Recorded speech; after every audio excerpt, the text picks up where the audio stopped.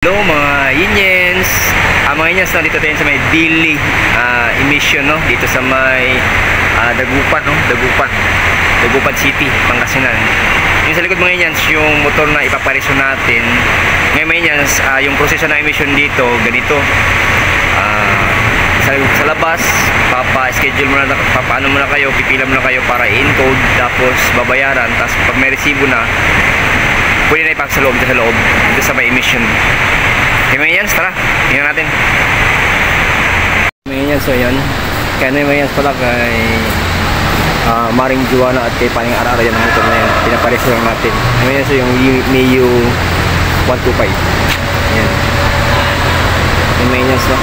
Yung proseso niya, bali, pipila muna doon, tapos step 1, tapos dito na. Mga Yinyens. Mga Yinyens, so yung motor ni Paring Arara at ni Maring Juana ay mga Yinyens, no? Yung testing na. Ayan, mga Yinyens.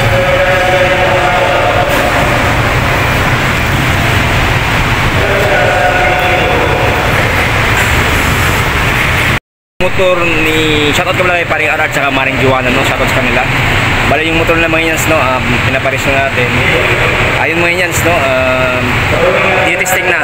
Pag pasado, okay naman lahat ng flasher, headlight, gumagana lahat, busina.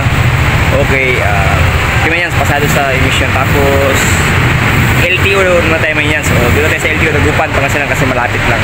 Okay mga Yinyens.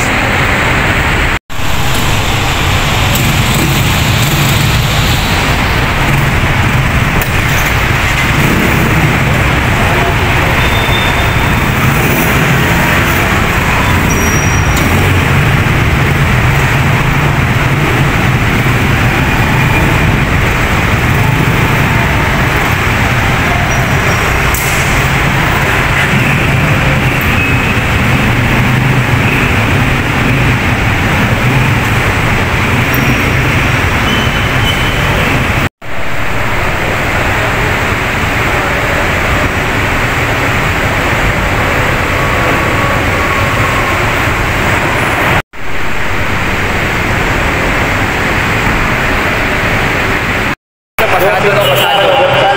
Ngayon mga Yinyens, no? Antayin natin yung yung tawagin yung pangalan para kunin yung resulta, tapos punta natin sa Dagupan LTO na. Okay mga Yinyens? Pinesyo natin, no? Mio I-125 is 40, yan. Paring Arad sa Maring Juana, no? Motor nila ito, pinaresyo natin. Bali, ang ito, pass. Ayan, no? Pass, kaya okay, ito yung MBIC na okay. Ito yung resulta mga Yinyens, no? Kailangan sa LTO, no? LTO, napunta natin LTO Dagupan kasi dito yung malapit dito. Kaya okay mga Yinyens, tara. Hello mga Yinyens, no? Dito tayo sa may Dagupan City, no? PMBIC, no? Dili PMBIC Emission Testing Center. Mga Yinyens, no? Tingnan natin yung proseso dito. Dito sa mga Yinyens, sa likod ko, ito yung lamesa. Punta muna kayo dito, tapos tatatakan nila, tapos punta kayo sa window 3 para i-encode doon, tapos share na. Okay mga Yinyens, palito yung mga Yinyens, sa window 3 muna, pagkatapos nung doon sa harap. Ito mga Yinyens, window 3, tapos ibigay yung papel doon dito, pagkatapos ma-encode dito mga Yinyens, no? Yung cashier, no? Tapos mga Yinyens, yung pala dito, yung classical dito is 560, tapos yung single is 560, yung light vehicle is 800, jeep is 800, for-hire is 336, 6 wheels truck 836. Ayun yung mga presyo mo niyan dito. Doon mo naman yan sa window 3 mo na mauna, tapos cashier. Pagkatas naman yan, no? Pwede na pumasok sa loob yung sasakyan. Proseso dito mo yan sa pag-emission nila sa Dili PMBIC Emission Testing Center mo yan, no? Ngayon may punta natin ng Dagupan LTO para tapusin natin registro.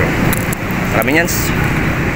Ito, tapos paglabas ito mga Yinyens, may parking fee pala. Para doon kayo na 20 pesos yung parking fee paglabas. Kasi ano yan, sa private area ito.